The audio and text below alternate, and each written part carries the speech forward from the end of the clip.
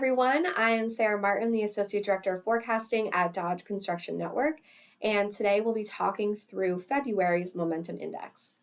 Now, as a reminder, the DMI tracks the value of non-residential building projects as they enter their earliest stages of planning. This does not include manufacturing or transportation projects and only includes projects under $500 million.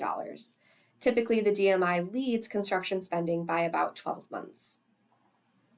So the Momentum Index increased 1% in February to a reading of 225.6.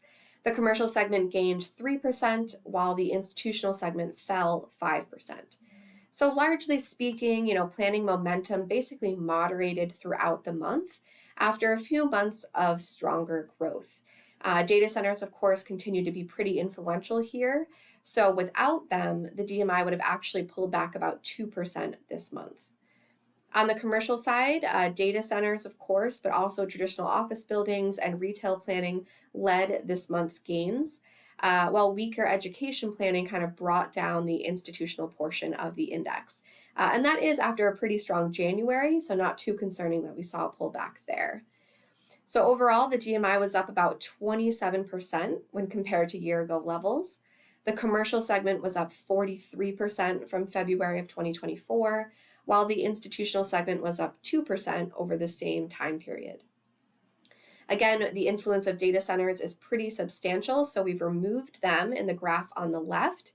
And if you take them out from 23 to 25, you would see commercial planning up 12% from year-ago levels, and the entire DMI would be up 8% year over year. So that's still pretty, strong growth year over year.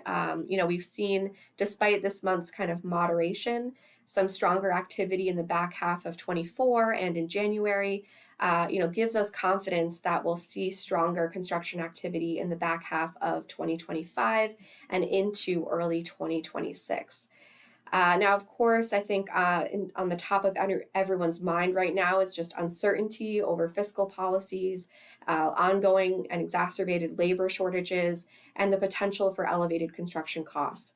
And so we may begin to see that kind of feed into the planning decisions for owners and developers as they weigh some of this increased uncertainty right now.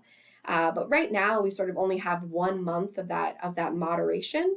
So we're going to need to continue to watch this planning activity over several months to really understand kind of the depths of how those trends are going to play out.